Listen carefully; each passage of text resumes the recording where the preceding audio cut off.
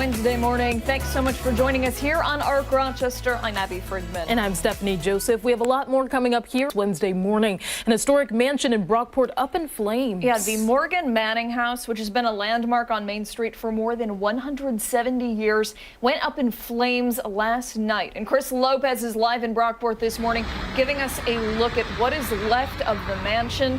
Chris, what can you tell us? Yeah, sunrise has come up now, and now you can see very clearly that the top of the roof is completely damaged. What you're seeing hang off there is called a soffit, which is a piece of the building that runs alongside or underside the roof's overhang, and it connects the roof to the wall of the exterior of the house. Now, fire crews were on scene at around 7 o'clock, and they got calls from smoke coming from the basement. And officials tell us that when they arrived, they found fire crews to put this out, and those are from Albion, Leroy, and Gates. It took them 5 hours to put this out, and the fire chief tells us that the fourth alarm was triggered because of the snow and the cold, increasing the difficulty of putting this fire out. You have slippery conditions on the road. I was told a few weeks back that you have to worry about equipment freezing as well. And then, of course, he's looking out for his guys and girls on the crew, giving them breaks from this cold weather as well. Now, we spoke with the deputy mayor as she was walking up. Her name is Annie Crane. She was walking up and she was getting her first look at the house, and she was in shock and awe.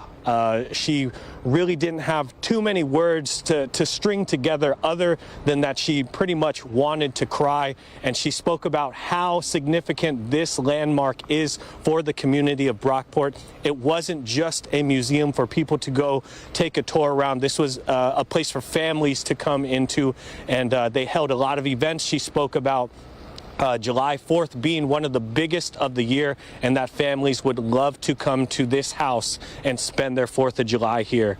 And we are told no one was injured in the fire, and investigators are trying to figure out the extent of the damage on this historic house. And as of now, there is no word on how this fire exactly started. I'm sure that's going to be coming out later today or in the next few coming days in a press conference. Reporting in Brockport, Chris Lopez, 13 WHAM News. All right, Chris, thank you for the report. Now, the Brockport community, the Morgan Manning building well, as you heard Chris say there. We are joined now by someone who knows it perhaps better than most. Paul Kimball is the board president of the West Monroe Historical Society and was actually at the building when the fire started. Good morning to you. How are you doing this morning? Good morning, and thank you for reaching out to me. Now, you said you were at the building when this fire happened. Can you walk us through what those moments were like? Sure, but if I could first, I'd like to thank all the first responders that came out and braved the cold weather. I believe there was probably over 10 fire departments that were involved in combating the fire. So we want to give our thanks and thoughts to the responders, the ambulance. We want to thank the Nativity Church for opening up the church as a warming across the street. And when I got there, Mary Lynn Turner, who's also on the board, had gotten there just a few coming out through the kitchen. I attempted to go into the basement, and it was full of smoke. Went back and grabbed a flashlight and put a cloth over my face to go down in the basement. And I got to the bottom of the stairs, and the smoke was too heavy to go any further. In the meantime, she had called the fire department, and they were en route. What we thought was going to be just a minor fire in the basement turned out to be a real tragedy. Paul, first of all, we're so sorry, because obviously this is an emotional thing for you and everybody involved with it. I'm wondering at what point you realized this has gotten out of control. This is not just something small in the basement. It was probably I sat out in the parking lot. Several of the board members were in cars because they had came for the meeting. And so we were sitting out in cars to try to stay warm. And as it lingered on, and as we started to see smoke come from the rear corner of the building, we knew this was going to be very, very serious, very serious.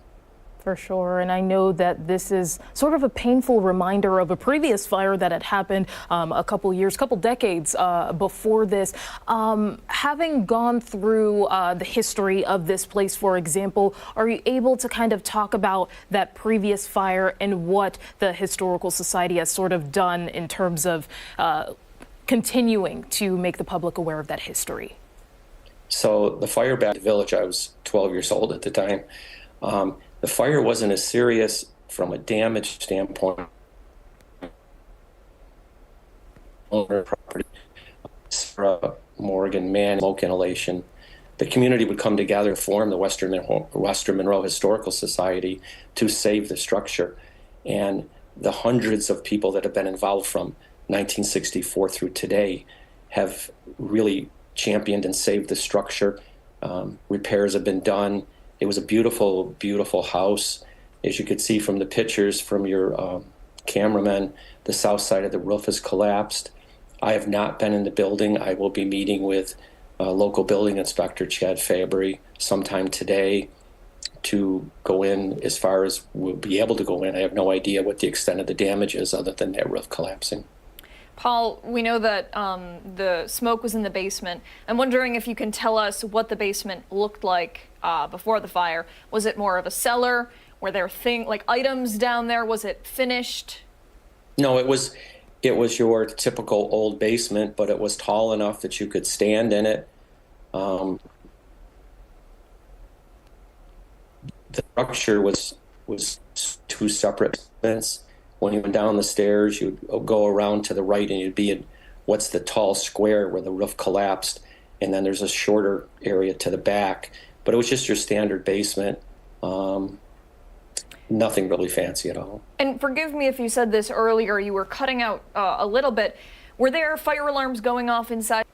Pardon me? Were there smoke alarms going off inside the building? That's a real concern because tied to the telephone, and there should have been a box alarm, if you will, for lack of a better word, but there should have been a box alarm, and the fire department should really have been there before us. The building, I didn't hear one smoke detector going off anywhere within the building, and they're all wired together. So that's a real concern that we have to look into. That is for sure. I know Chris Lopez, he's out there for us and had been showing us pictures of what the damage looks like. I know you're going to be going out later, but any thoughts as to anything in terms of rebuilding at this point? At this point, we are committed to rebuilding. It will just depend on the extent of the damage. It is a landmark in the town. People come there all the time. Grade school kids come for tours. And so it's important that if we can, to rebuild and make it a part of the community once again. Impacted small businesses along that Main Street area over the course of the time that the renovations have been going on. Have you guys seen a struggle in terms of getting people in the door over the past couple months? No. We've seen the normal traffic, if you will. We work with the 4th and 5th graders at the Hill School. They come out and do tours. Well, Paul, thank you so much for joining us this morning. Again, we are so sorry with the damage that we're seeing there at that building, and our thoughts are with you this morning.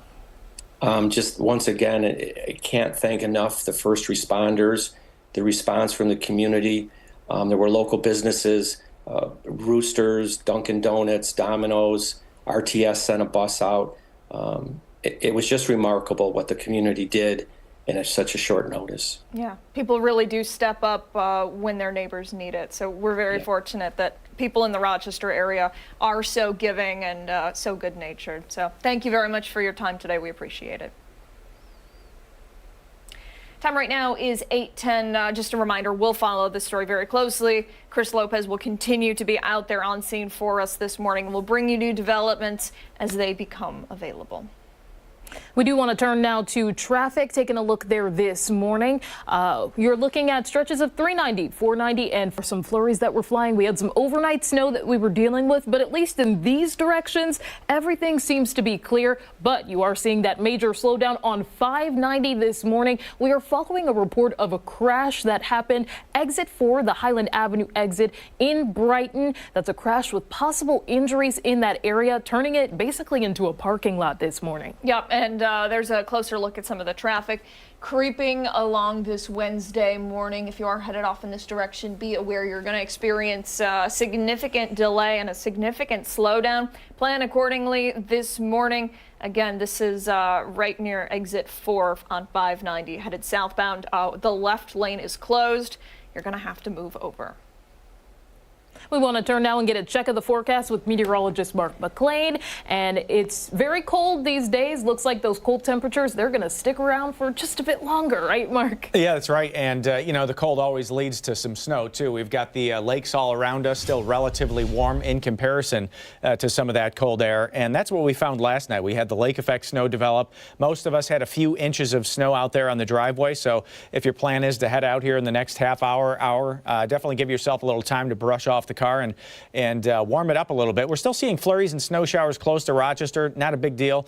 Some of the snow fills in a little bit more southwest of town towards western Genesee County and Wyoming County, and that's where we're going to find a few more inches of snow through the course of the day today. Now watch the futurecast. There's a change in the wind direction, and that pushes that snow band back up over Lake Ontario and kind of gets it out of the picture later tonight. So tomorrow morning's commute will not be the same as today's. It's just going to be a cloudy sky out there for you. But by the afternoon, we'll find some light snow developing area wide. It looks like a coating to an inch for a lot of spots as that next round of snow kind of moves on in. But just to give you a rough idea of the snow to expect for today, it is going to vary from spot to spot. But Wyoming County, probably your best chance of seeing maybe a shovelable snow at points east. Planning forecast says let's plan on temps in the mid-20s today. It's a blustery day, but not quite as windy as it was yesterday. And coming up in just a few minutes, we're going to talk about the extended forecast. And yes. Good stuff. Thank you, sir. We appreciate it. And that's actually going to lead us to our poll of the day this morning. We are asking you, how do you take care of clearing all of the snow? The options, Steph, go ahead. They are with a shovel, using a snow blower, pay someone to plow it, or force a family member to do it. I think I know my answer. Steph? Shovel? Yeah? Yeah. It's been a while since I've had to do that because we don't get a lot of snow in Maryland. So. Sure, yeah. Mainly just the brush on the car. Yeah. You know, we're really fortunate. We have some awesome neighbors, and if we don't get right out there first thing in the morning, they come over and they do it for us, which is really nice. Yeah. They're too nice, honestly. But my husband is so funny because he'll see them go out there with the snowblower and he'll like run out trying to beat them to it. He's like, no, don't do our driveway. But we appreciate them. They're excellent people. Yeah. So, hey, we want you to weigh in. Go over to the X page, weigh in. Let us know your thoughts, feelings, and opinions, and we will share the Here on ARC Rochester through 10 o'clock, including Geneva Theater is continuing its season with its production of Nina Simone for Women. We'll be sitting down with the director and a cast member to learn more about the play. And then later on, we are toasting to National Kambucha Day. We'll be joined by the founder of Katboocha Brewery for a special in-studio tasting. And stick around because when we come back, we are bringing you more on some of the news stories you need to know. Yeah, don't forget, take us wherever you are. Stream us live on the 13 Wham YouTube channel. We're back after this.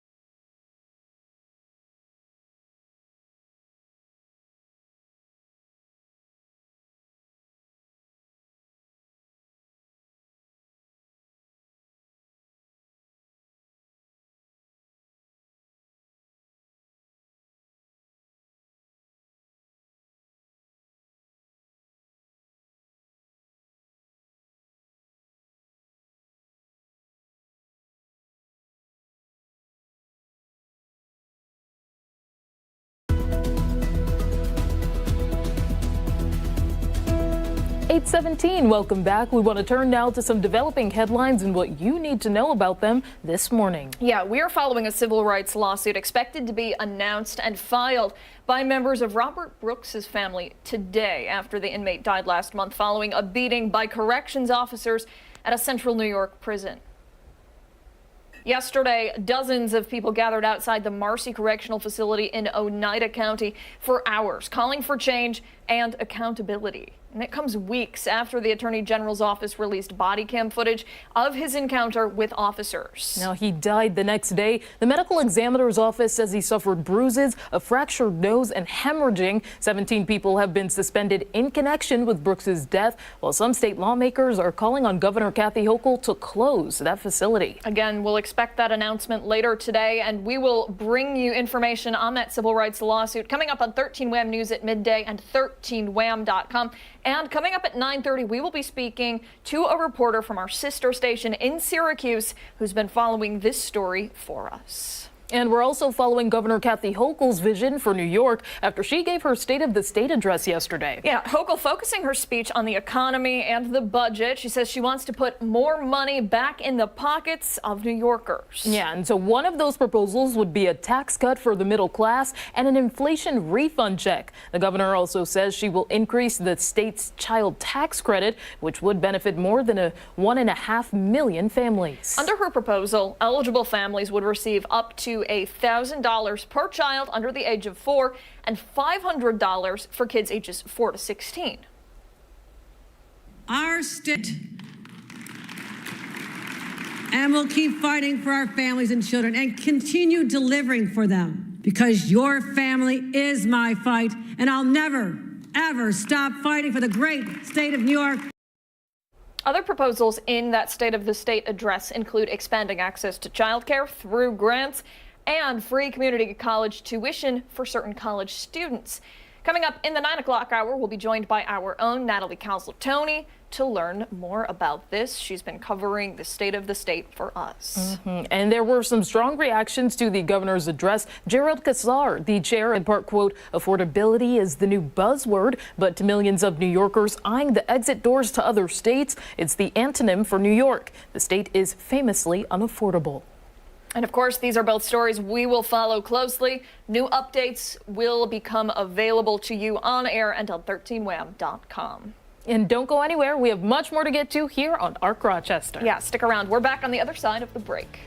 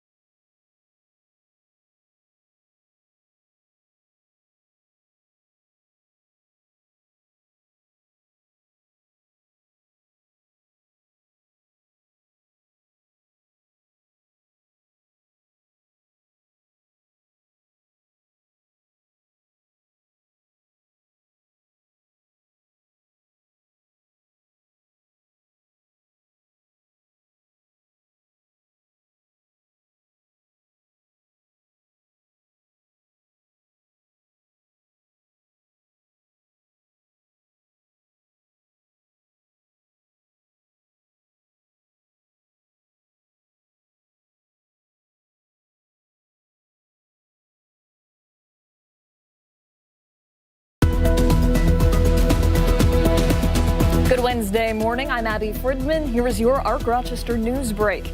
A historic home in Brockport devastated by fire last night. The Morgan Manning house, which has been a landmark on Main Street in Brockport for more than 170 years, was engulfed in flames last night.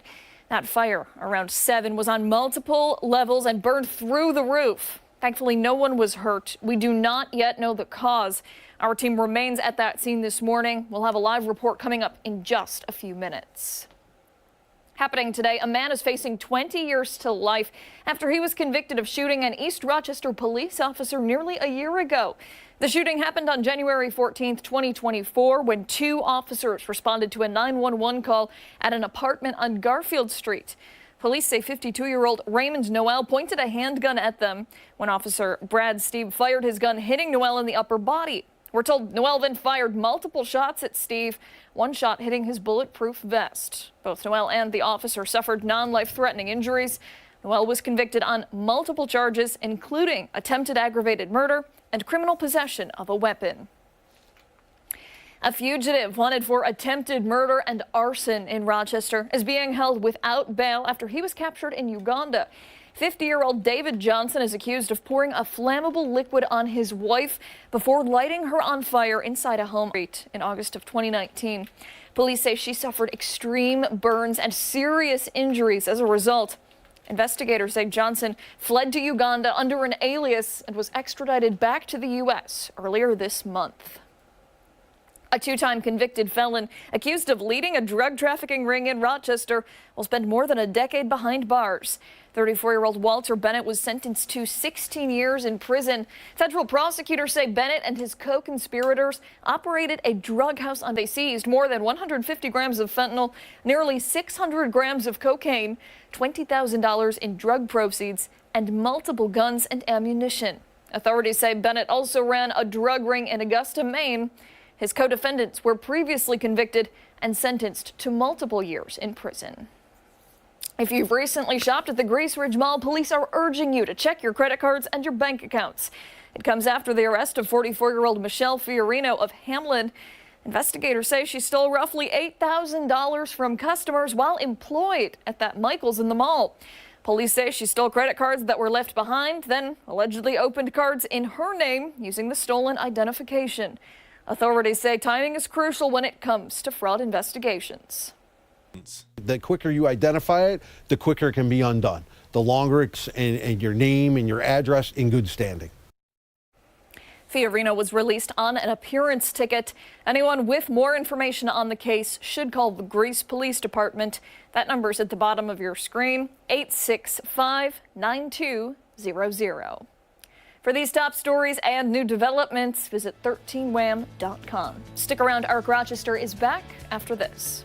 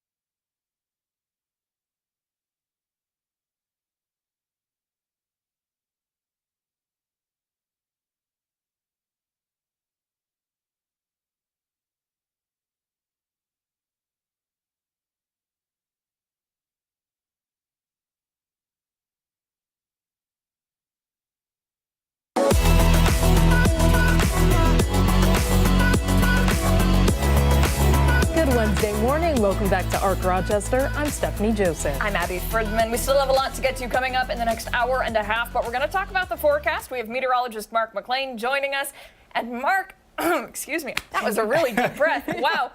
Mark, it's cold out there. It takes your breath away. Yeah, it does. And does it feel like it's been colder than normal for this January? Mm-hmm. It does. I mean, it has been. And this is coming off a year that was the quote unquote warmest year on our records for Rochester. You know, so we had this period that kept it pretty warm. So check this out. This is January, just the first half of it, obviously, that we've just completed. So we've had 5 days that have had above normal temperatures, but overall, look at the top there, the average temperature is about 1.8 degrees, I should say below normal, not above normal, by the way.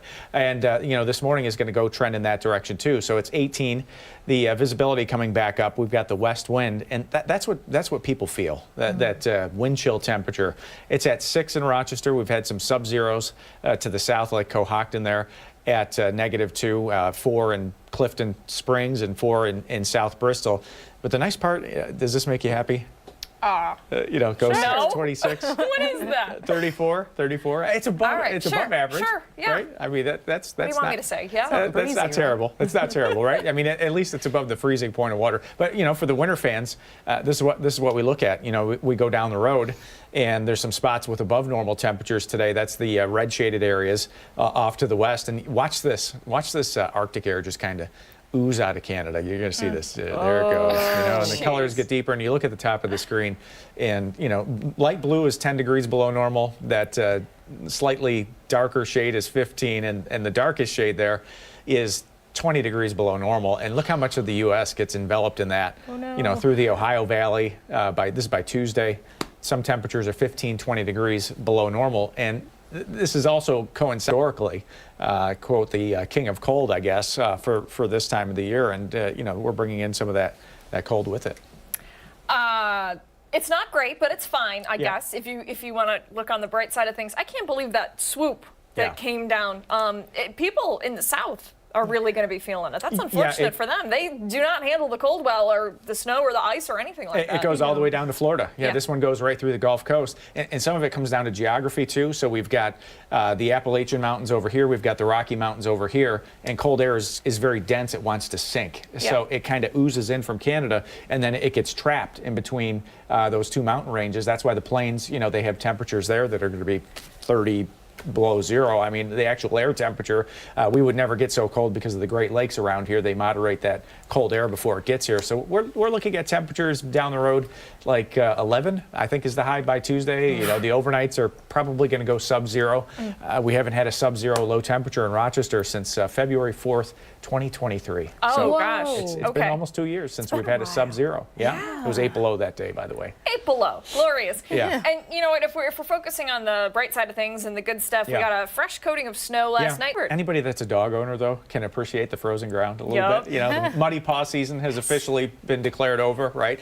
Let's check out some of the snow stats. We have a seasonal snow outlook here that shows we picked up a couple inches yesterday, so we're about 10 inches below normal. But compare that to last season, you know, the skiers didn't like that one. It was 19 inches, and really the last 2 winters have been totally lackluster. We've only had around 50 inches. Our normal seasonal average is about 100 inches of snow. And here's some of the snow reports. Holland, you know, out west had 17 inches the last 2 days. Arcade had over 9 inches. You know, even coming closer to home here, we'll get the official number from the airport soon, but 2.5 inches in Spencerport this morning. So, you know, that's the fresh coating of snow. And right now, a lot of that snow seems to be centering up on areas west of Rochester. There's Niagara County getting some, Erie County out towards Genesee and Wyoming County with that connection. That's the key right there. You see those blue arrows? Sometimes we get this connection into western New York, so we get that little snowy connection. The snow forecast is going to have just a few more inches, I think, into parts of Wyoming County, Genesee County, Wayne County, but closer to Rochester, it's not memorable. I'll just say it like that. You've lived here a long time. You're probably going to have to bring out the snow brush for a lot of spots, especially by Thursday afternoon. We get a little coating to an inch of snow there in what should be a little bit of a snowy afternoon tomorrow.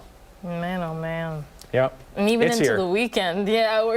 Yeah, it goes up. We get the temperature above freezing there Friday into Saturday, and then it just goes down. That Arctic cold front, you're going to feel it. And then the folks at the Bills game on Sunday. Oh gosh, Ooh. Yeah, that's good. That's going to be cold in the stands. And you know what? That snow is made for kind of a messy morning drive.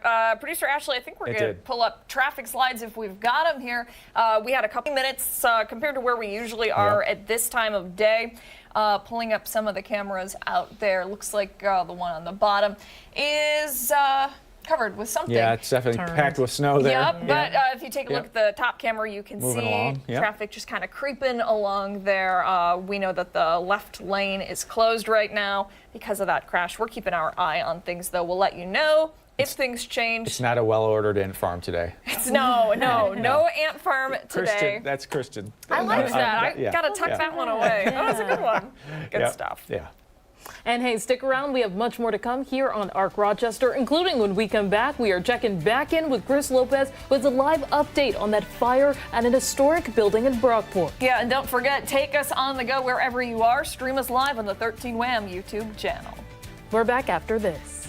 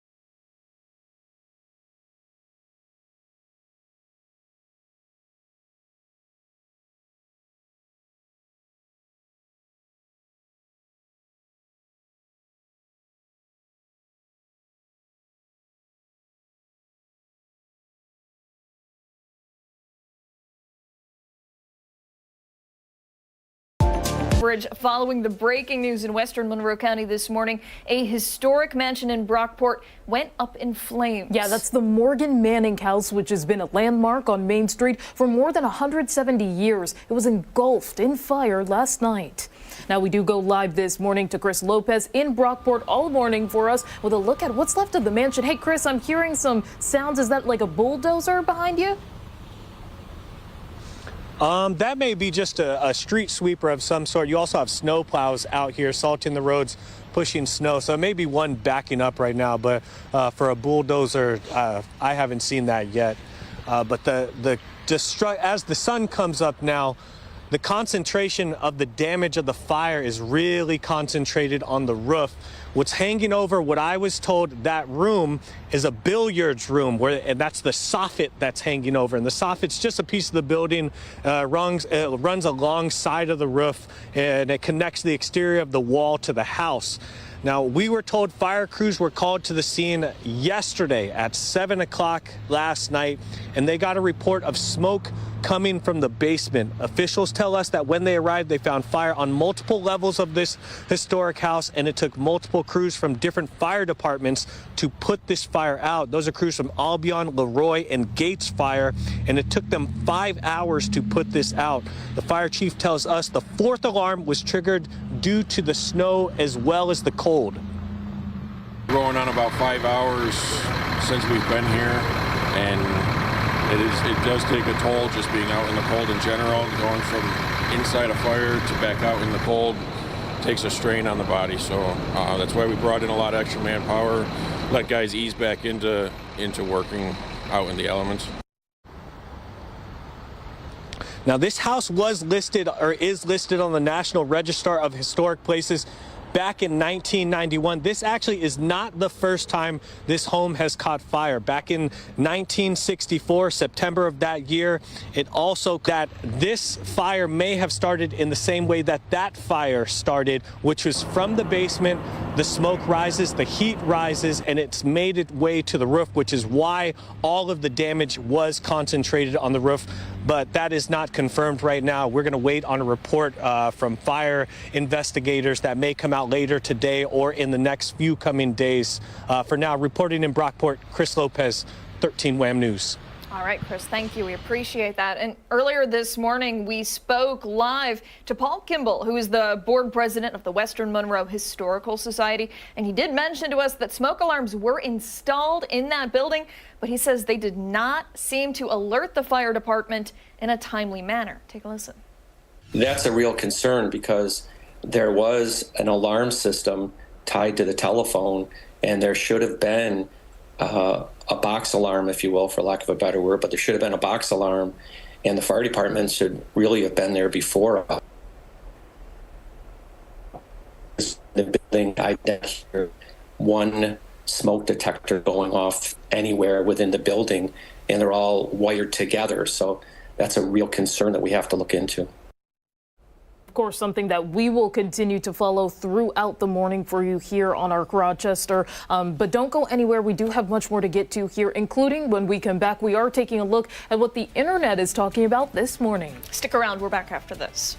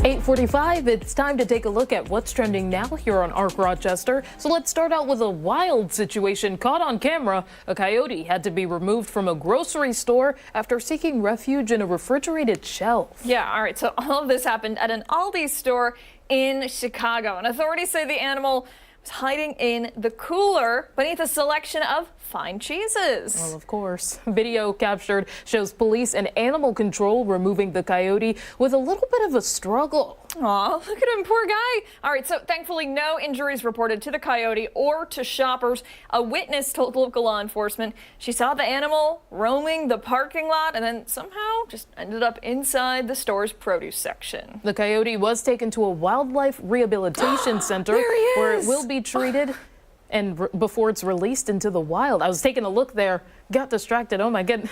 Whoever was filming probably started freaking out. He looks like he's also unhappy that he's in there. He's like, I just got lost. I got all mixed up. Oh. I don't even think that they eat cheese. That's probably not part of their diet. He's probably regretting that. That would certainly be a story. Oh, it would be scary for me. You wouldn't see me in that Yeah, look, store. they're grabbing him by the tail. Ouches. Oh my goodness. He's like, get me out of here. And then he jumped back in, and look at that face. He's really cute. Have you seen the stories of the people that think they're rescuing puppies out in the wild and then they raise it and it's the coyote? No. I've seen those online. Yeah. Oh my and gosh. then people are upset, or sometimes it's like bobcats and just, I couldn't imagine. Yeah. Yeah. Gotta do your research on your animals. This is true. All right, let's move on now to another animal-like story. Farmers in India have been using a unique tactic to scare animals away from their crops. Okay, so they started wearing bear costumes while patrolling their fields. Take a look at this. The farmers say there are monkeys known to destroy the crops, and they claim government officials haven't done enough to help out. Now, villagers have pooled money together to purchase these bear costumes for the farmers. It's not very realistic for me. I don't know. Do you think they know the difference? I think it might just be scary. I guess is all they know. I don't know. I mean, yeah, I guess it's scary for me, but they say it's helped tremendously to help protect their mustard, chickpea, wheat, and sugarcane crops. And according to a local field director, the farms are now being better educated and advised on how to safeguard their crops from the monkeys. It just reminds me so much of the people dressing as the bears at the zoo. Do you remember that story? When people were dressed up in like panda costumes pretending that they were pandas, and the zoo goers are like, these are clearly not real animals, and the zoo was trying to convince everybody it was. That's just what it reminds me of. That's a lot of effort for fake animals. It is, very true. All right, we'll move on now to a new study. Research has found that the average American spends an alarming amount of time on their cell phone. Not surprising to me. No. But according to data collected in a study from reviews.org, the average American checked their phone 205 times a day, nearly once every 5 minutes they were awake in 2024. Other stats that they found included 81% of people of waking up. Okay, but yeah, I use it for my alarm. Yeah. So of course I'm going to check it. Yeah. 66% of people use their phones on the toilet. That's disgusting. I'm not disgusting. Shame on you. And 43% of Americans reported that they feel as though they are addicted to their phones. And that's actually surprisingly down 24% compared to 2023. Now, the study concluded that on average, Americans spend 5 hours and 1 minute on their phone per day. That adds up to a whopping 2.5 months per year on your cell phone. And perhaps the most frightening statistic was that 27% of people say they use or look at their phone while driving. Oh, that's very scary. It's very scary, very dangerous. Steph, do you think that you're addicted to your cell phone? It depends on who you ask. If you're asking me, I would say no. Okay. Other people in my life, they might say yes. I think that my screen time is reasonable. Okay. Even the report is reasonable. Yeah. Yeah, it's probably 4 hours. Okay, that's pretty good. Yeah. Yeah, that's good. I have really been trying to use the phone less. Sometimes it's just inevitable, especially with our jobs, right? But you know, it's good to be present with the people you're with. Yeah. Try to remember that each day. Yep.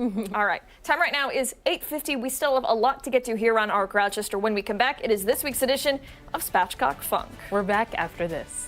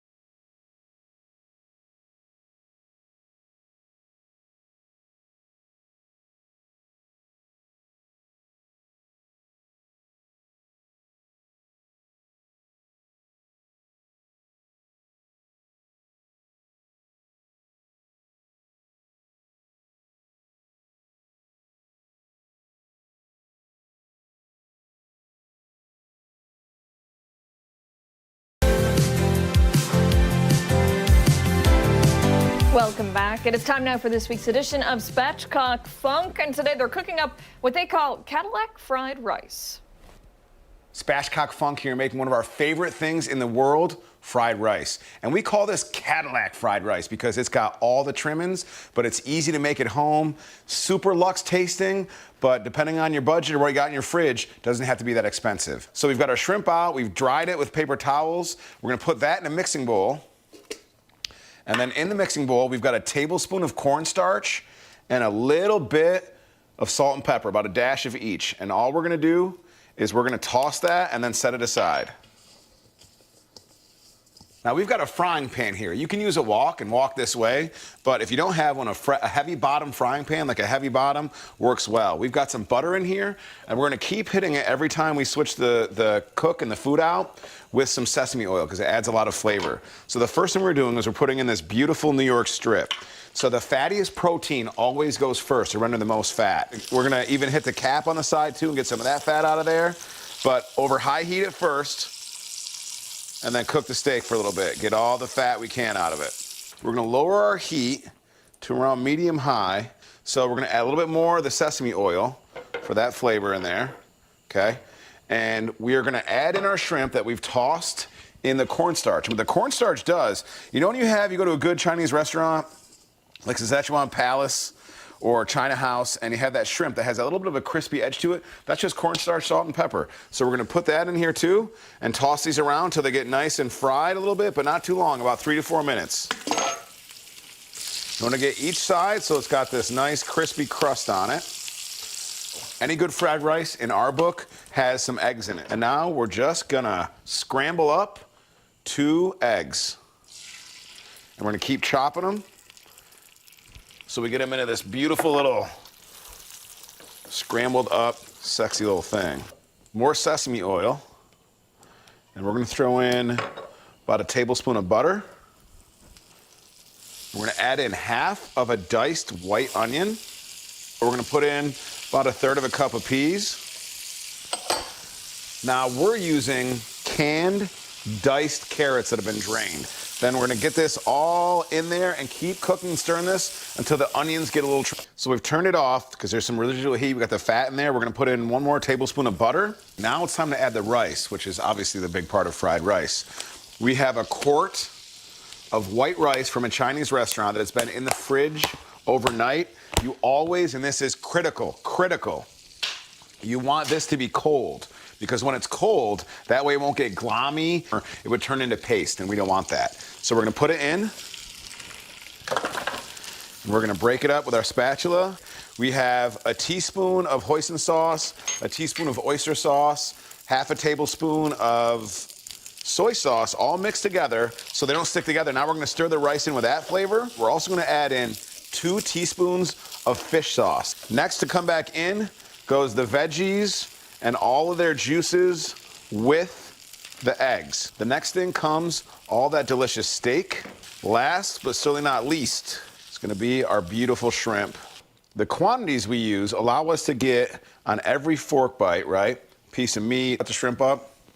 We don't, we like them big. So, fried rice, from Szechuan Palace to China House to your kitchen, keep going, Spatchcock Funk.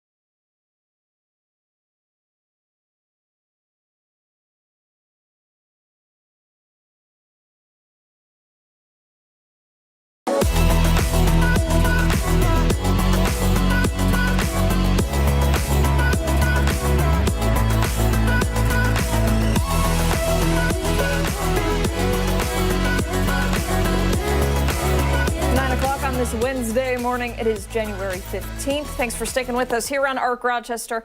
I'm Abby Ferdman. And I'm Stephanie Joseph. We still have so much more to get to here on ARC Rochester, including a closer look at one of Governor Kathy Hochul's proposals from her State of the State address. We'll sit down with our own Natalie Calzetoni to talk more about free community college tuition for certain college students. Yep, and then later on we'll go over the results for our poll of the day. This morning we asked you, how do you tackle clearing all of the snow? Your options: just with a shovel, using a snowblower, you pay someone to plow it, or you force a family member to do it. Well, you can continue to weigh in on our X account. Just have to scan that QR code. Results of the poll at the end of this hour. All right, but we are going to turn now to our continuing live coverage following the breaking news in Western Monroe County this morning. A historic mansion in Brockport up in flames overnight. Yeah, the Morgan Manning house, which has been a landmark on Main Street 170 years, engulfed in flames last night. Chris Lopez is there right now. Listen in. To do, I mean, you know, just thinking about, again, all these events. I'll mention another one. I belong to an organization called the Monroe County Village Mayors Association. There are 10 villages in Monroe County, and we host a dinner at a different village every 2 months. And I had it when Joe Morelli first became congressman. I had the dinner here at the Morgan Manning house, which, you know. So, yeah, I mean, Brockport's tough. Brockport's determined, you know. If it can, it'll come back. It's still standing. That's hopeful. What about some of the board members? Did they say anything to you when they called you? I haven't talked to them, but I know there was a board meeting last night, and they came to go to the board meeting, and I think that's when the flames were discovered in the basement. So, you know, that's when the call was made into the fire department. So, wow. I just, you know, it's been nice. I've had a couple of emails from some of the other village mayors, you know, about the house. And Gary Penders from Spencerport noted that their fire department was here fighting the blaze. So, you know, it'll be interesting to see, you know. And I think, I don't know, I'm an optimist, so we want it to come back, of course, and the building still stands. So. We'll see. And I'm ready to volunteer. I guess everybody probably is, you know.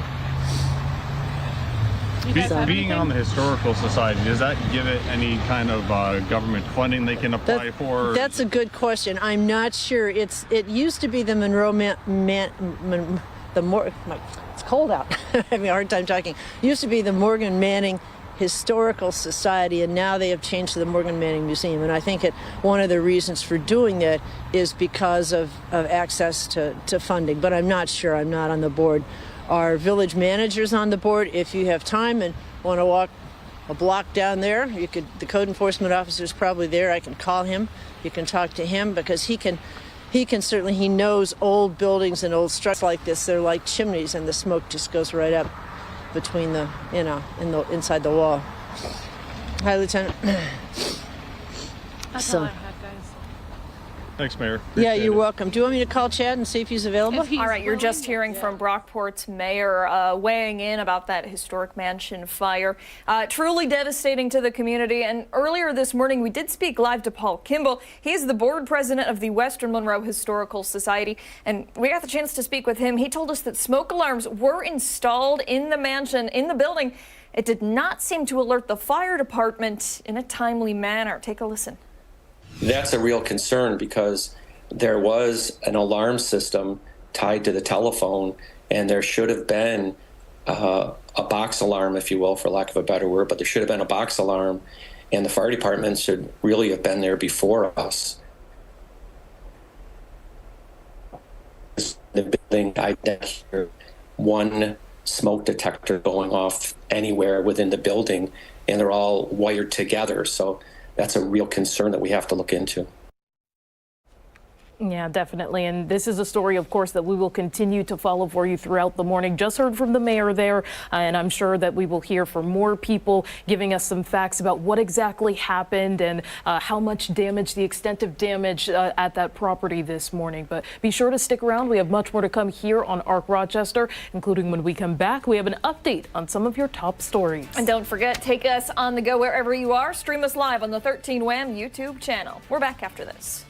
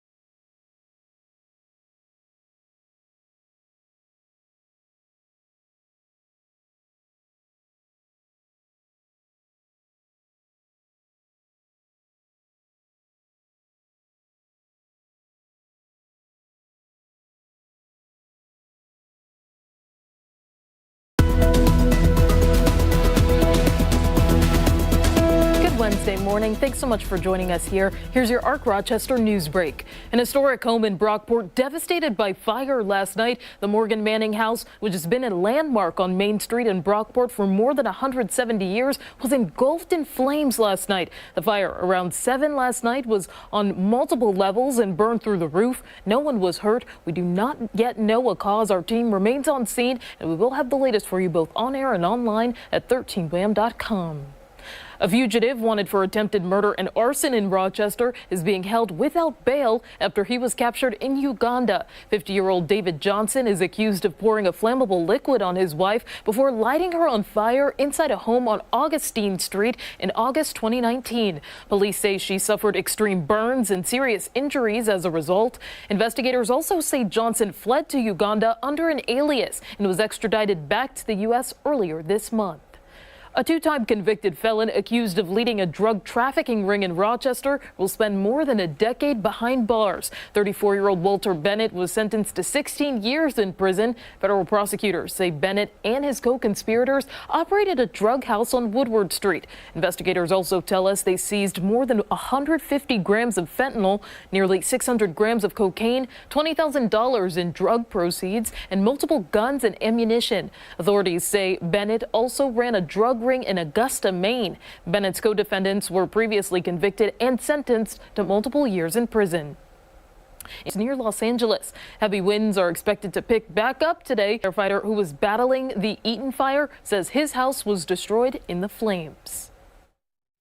And I asked the guys that were driving, hey, can you drive by my street? So that was around noonish, so that's when I found out that our house is burned to the ground. We worked all night, we worked really hard, and we tried. Extremely. It's still surreal. We lost everything. At least 25 people are confirmed dead, but officials fear that number could continue to rise. After a weeks-long showdown, South Korea's president has been arrested and brought in for questioning. He faces charges of abuse of authority and orchestrating a rebellion in connection to a declaration of martial law last month. Several of his top aides have already been arrested and indicted on allegations of insurrection. After he was taken into custody, he released a video message and continues to claim his innocence. As a president who must protect the Constitution and the legal system of the Republic of Korea, responding to these illegal and invalid procedures is not an acknowledgement of this, but at heart to prevent unsavory bloodshed. Now, if convicted, he faces life in prison or even the death penalty. Happening tonight for the final time, President Joe Biden will speak directly to the nation, delivering his farewell address. The 46th president is expected to address his administration's accomplishments while he was in office, including the passage of the CHIPS Act as an infrastructure bill. Now, tonight's address is set for 8 from the Oval Office. We will have it live on 13 WHAM ABC. Also in Washington, confirmation hearings continue today for President-elect Donald Trump's cabinet picks. Yesterday, his choice to run the Pentagon, that's Pete Hegseth, was grilled on Capitol Hill. The combat veteran and former Fox News host faced questions about his alleged financial mismanagement of nonprofits, previous comments on women in combat, and accusations of excessive drinking and sexual assault. But you acknowledge, that you cheated on your wife, and that you cheated on the woman by whom you had just fathered a child. You have admitted that. I will allow your words to speak for themselves. You're not retracting that today. That's good. Now, today's hearings include former Florida Attorney General Pam Bondi to lead the Justice Department and Florida Senator Marco Rubio as Secretary of State. Now, for all of these top stories and any updates, be sure to visit 13wham.com. Stick around. ARC Rochester is back right after this.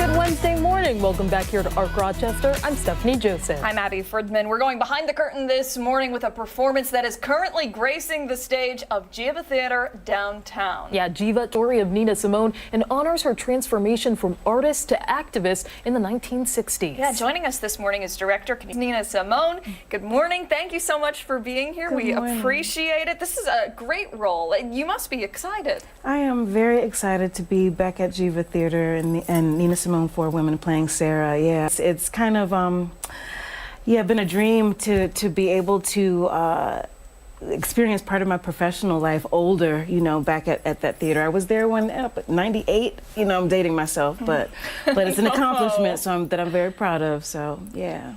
Nina Simone is such a powerful figure. Her music is timeless. There's been so many covers of Feeling Good, for example, but also she has Young, Gifted, and Black, songs that just define major historic moments. So what is it like to be able to be a part of bringing her music to life?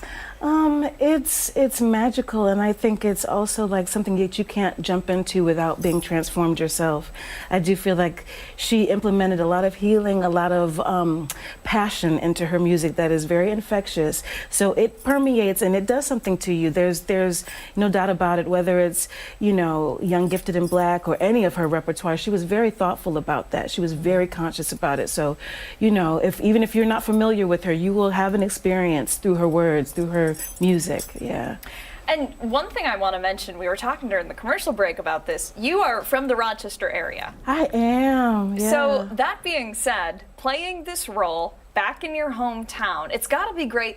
And you've got to be an inspiration to young women. They're going to go and they're going to see the show and they're going to think, man, that could be me one day. Well, that's always the hope, For me, at least, I never wanted performance just to be about me just jumping around in costumes. It has to be something that has some substance. I need to feel like I have purpose. And I think as an actress, you get an opportunity to show other human beings reflections of life and reflections of different experiences, maybe something that you need to feel like related to, So I hope that it's inspiring. I hope that it's not just inspiring to be a performer, but also like to do some self-investigation, I think art does that, so yeah. Sure. And how long have you been involved in theater? Now you're really gonna make me tell I'm a good 4'11", but I'm up there in age. So I've been doing this for over 20 years. 98. I will say I was in my high school career. So. And from high school, I went to New York and I studied at a conservatory, AMDA. And then from there, I've been doing theater since then. I've been very fortunate to make that my living. So, yeah, it's been a while. Is that? Yeah. For the show, is there a particular moment that you are excited to have people see?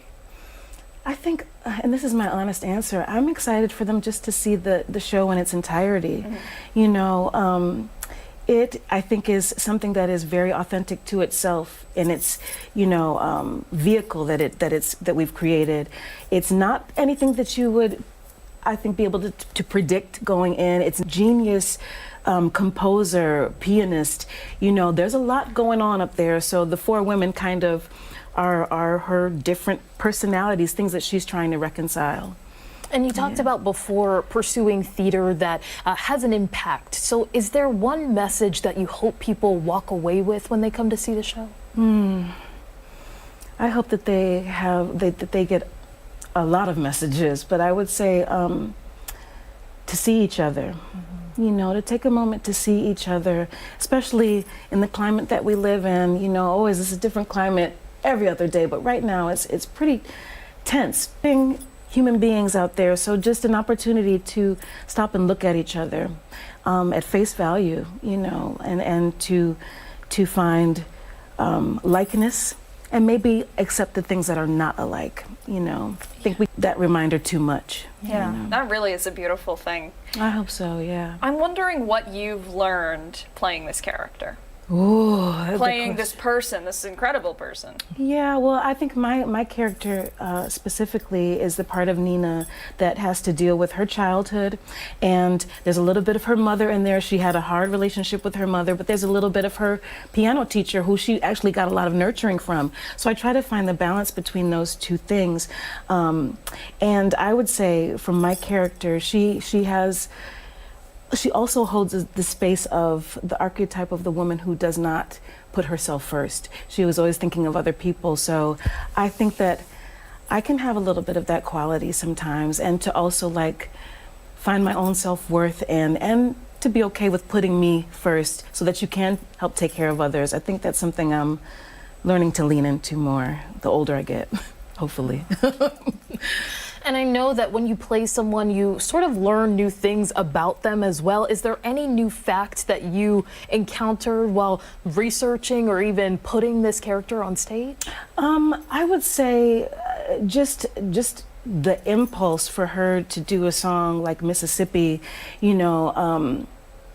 was new to me. Activism and how she kind of started to lean more towards that in her music the later in her career.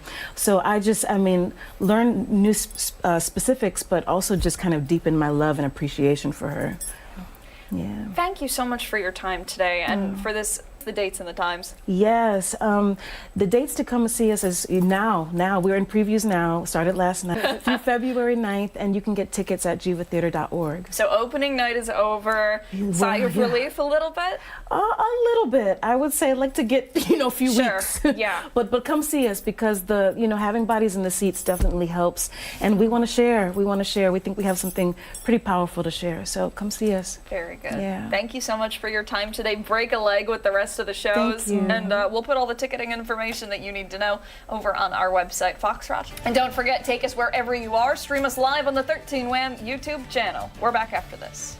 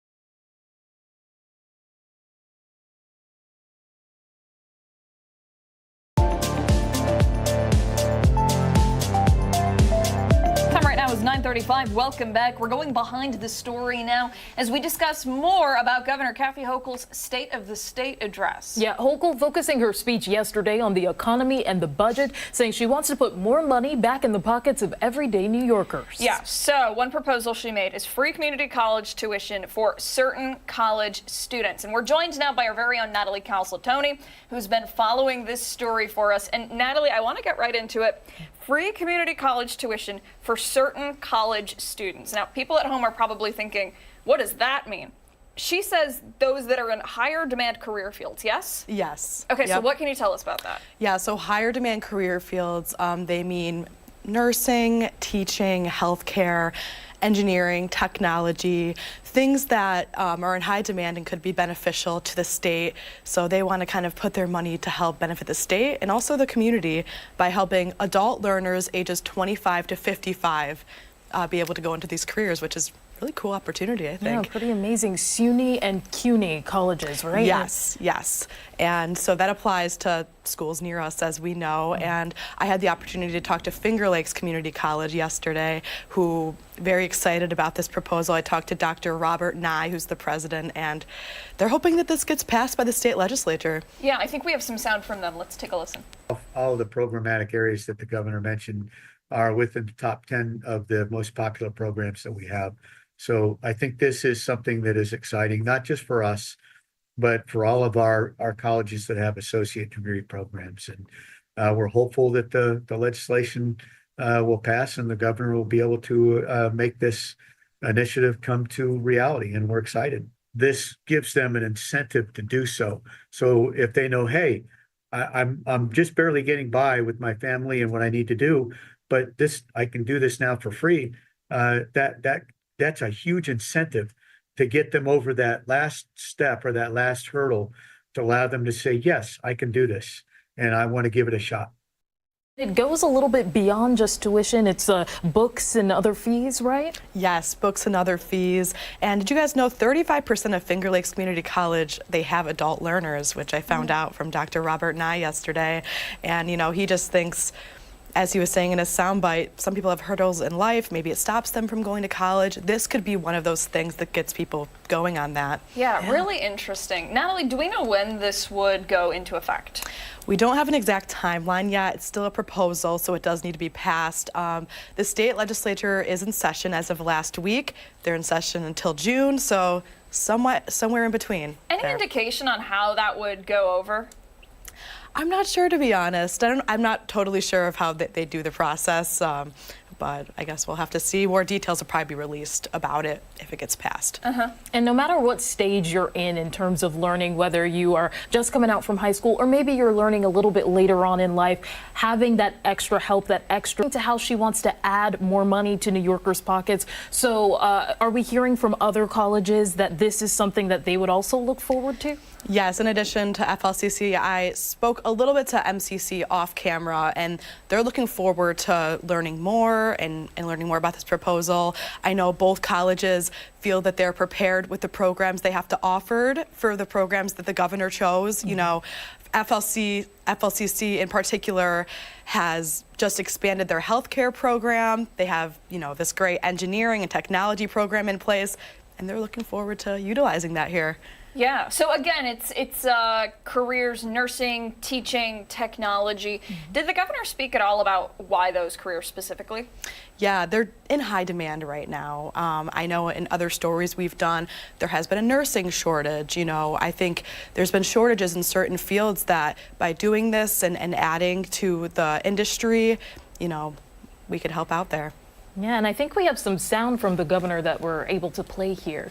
These are real savings for New Yorkers pursuing careers and puts money back in their pockets while helping us fill these critical jobs in these essential industries.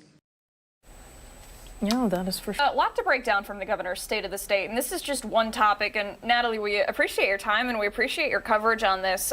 So many other elements of things that we are looking to break down, and again, a lot of developments expected from this. But certainly interesting, those adult learners 25 to 55, did I get that right? Yes. 25 to 55 free community college tuition for high demand career fields, and that would include books and the online classes and so on and so forth. Yes? Yes. All right, Yep. great. Natalie, thanks for your time. We appreciate it. And if you'd like to read more on this story, we have it posted over on 13wham.com. Stick around. We have much more to come here on ARC Rochester, including when we come back, we're celebrating today's National Day with a special cheers. We're back after this.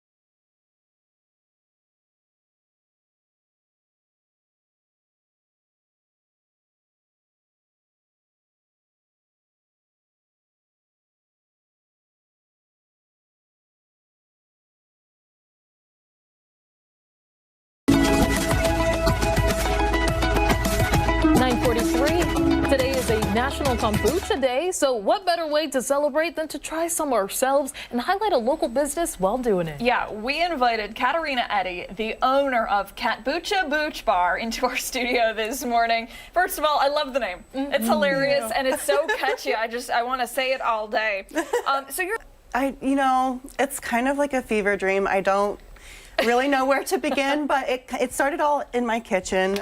It started all kind of, the name comes from at the beginning of Instagram, you would like hashtag everything, and it's a play off of my own name, and somehow it snowballed into this little business, and it was called Katboocha, and before you know it, now Katboocha is in existence, and that's just how it is.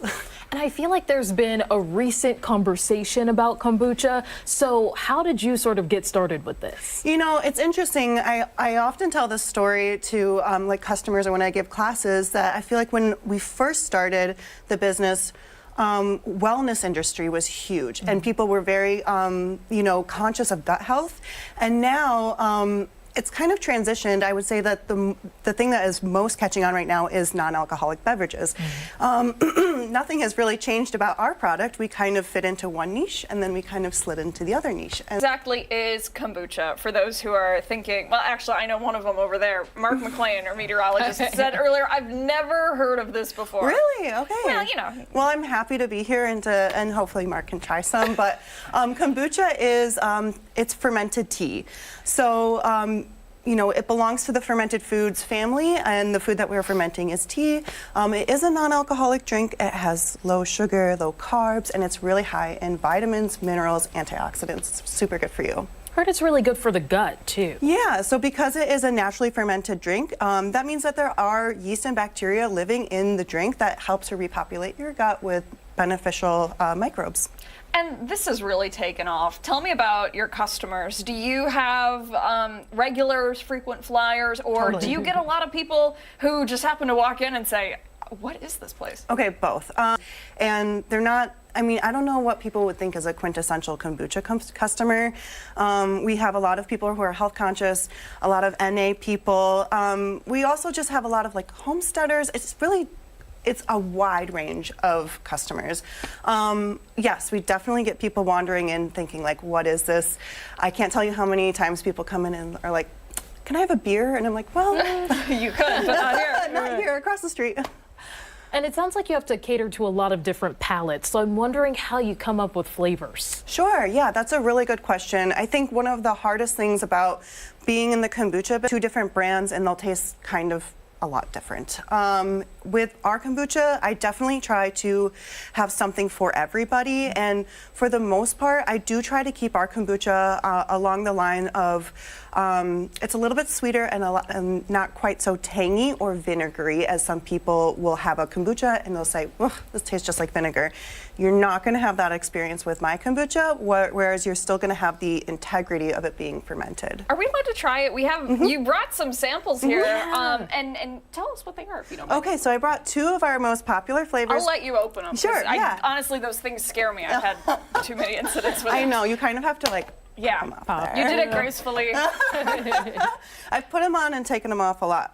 So I brought the grapefruit lavender.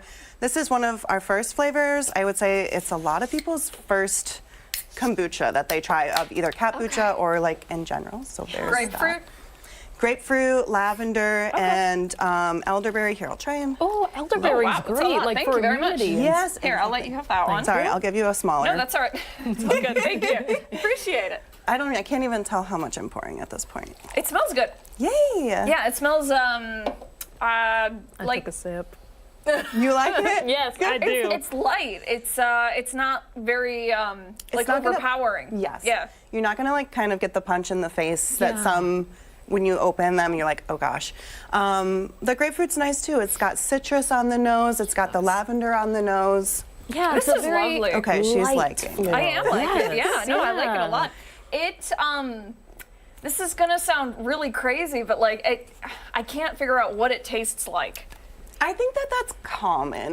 Is there a flower in it? Did you say the lavender? The lavender. You That's got what it. it is. Yep, Yeah, you got it. Yeah, and it's nice with lavender. You want to be careful. You don't want it to kind of come off soapy because lavender is so often used in perfumes and soaps. Yeah. But you just want it to have that sort of essence of like, this is right for me right now. Yeah. This is really nice. I definitely see with the sweeter, like on the sweeter side, I really like that about this. Yeah, absolutely. And you're still getting all the same great benefits. It's still a low sugar drink. We ferment out most of the sugar, and then what you're tasting as far as the sweetness goes is the tea itself, and then of course we do add whole grapefruit into that, as well as the elderberries. They're dried elderberries, so they add a sweetness there. 30 calories. I like the slogan, like a vacation for your taste buds. Yeah. Really, really neat. And then you brought another one too. Yeah, so this is the jasmine. I'll go ahead and crack this guy open. Here, I'll put that over there. The jasmine I always call my white wine imposter because it has like kind of a white grape profile. This one is what we would call a single fermented tea, meaning that everything you're tasting is coming right from the tea. And we didn't add like any other it'll taste a little bit like grape, and there's no grape in it. Oh, interesting. Whoa. Okay. It smells like white wine. Yeah, there you go. Just a tad, I mean, it is in the same fermented family as wine and beer. So sometimes people will tell me, oh, you know, I guess it is a little like wine. And I'm like, well, we're in the same family. It's just, I always call kombucha the non-alcoholic sister to beer and wine. This really tastes like grape juice. It's really good, right? That's crazy. No grapes in that. No grapes. Wow. No grapes. And I know we touched on it briefly, but how good is this for your body? So better than drinking like a soda or an actual grape juice or something like that. Yes, you're getting way less sugar than soda and way less carbs. So number one, there you go. It is made with tea, which is actually very good for you. Tea has a bunch of polyphenols and antioxidants, great for your blood, great for your brain. Kombucha also does have natural B12 occurring, which is wonderful. It's kind of like the happiness vitamin. Yeah. And then it has those good microbes for your gut. I would say, you know, it's not better than drinking water for yourself, but it's, you know, you are getting something from it in a good way. So. Katarina, thank you so much for your time today. We appreciate it. This is delicious. For somebody who wants to go and get a pack, where can they go? So they can come visit our shop. We are on Railroad Street in Rochester, right by the public market. We're across from Rohrbox.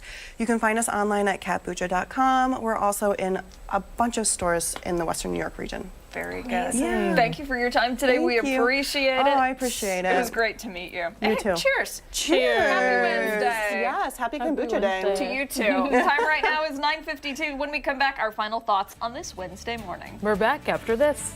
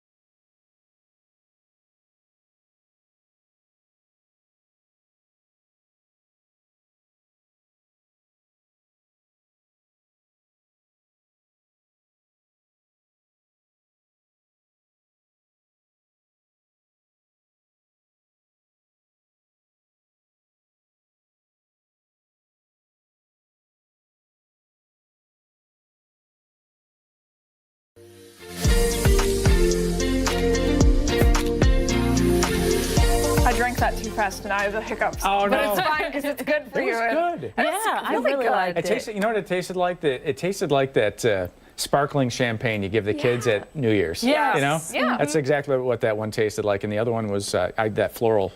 I picked really that up. good. Yeah. Subtle. Yeah. Very cool. It was good. All right, so we have the final thoughts. My hiccups are gone, so that was great. So we're going to do a quick check of the forecast before we get to our poll of the day. It is cold out there. Yeah. Are we still seeing snow? I haven't looked out the window. Actually, we've had a couple of sunny breaks go through, and you know it's kind of coming and going. And that's the nature of lake effect. Check it out right there. There it goes. That's gross. It comes and it goes, just like my IFB right now that's beeping in my ear. It comes and it goes. 21 degrees, west wind at 10. So, yeah, that's the part that you notice. You're going to go out, shovel out the driveway, sweep off the walk, and it feels like it's 10 degrees when you go out there. Now, a lot of the snow's done. You see west of Rochester, just some lingering lake effect there being picked up by the radar. But what's going to happen, the wind is going to switch directions. So we're going to go from a northwest wind to a southwest wind, and that's going to push away way, that lake effect. Off to the west may catch a few snow showers late tonight, but for all intents and purposes, the potential has gone down significantly. Now, tomorrow, watch that as we move through time. And it's those two areas, Wayne County and Wyoming County, likely those, as opposed to most of us just getting kind of a coating to an inch. So planning forecast, mid-20s, not quite as windy. I just stepped out. That biting wind that we had yesterday, it's still noticeable. It's still, I would say, blustery, but it's not biting. Some improvement. Yeah, right? yeah, that feels like graphic that you have is brutal. I hate that, but Yeah. it is the reality of it, you know. And next week, you know, the temperature just kind of keeps on going. I say it with a smile, but you know, we could easily see some wind chills, -10. We'll see below that even. It possibly. just gets better and better. Oh yeah, right. Yeah. The harder winter is here. Good stuff, Mark. Yep. Thank you. All right, let's do our poll of the day. We didn't get your opinion on this, Mark. let's Okay, see. so here we go. What do we? Okay. How Poll do of the you day. tackle clearing the snow? Steph, you want to give the options? Yeah, there's shovel, snow blower, pay for a plow, or force family to do it. Well, I can't force my kids to do anything. What? What do you mean? Gotta get them out there. and get the shovel. They'll feel bad if it's like a really bad storm. They'll come out. And they'll just see how they're struggling. I'd say I enjoy the workout. I shovel. You know, unless it's that sloppy, heavy, wet snow. Yeah. I'll break the snow blower out if it's like 5 inches or more. That concrete 50 pounds of shovel load stuff. Yeah. It's the end of the driveway. It's not the driveway. It's the end where you get plowed in. Yeah. No. That's a bad feeling yeah, too. and you like sweat through your shirt. I mean, you're just like gross after you're done. You know. Let's see what everybody else had to say.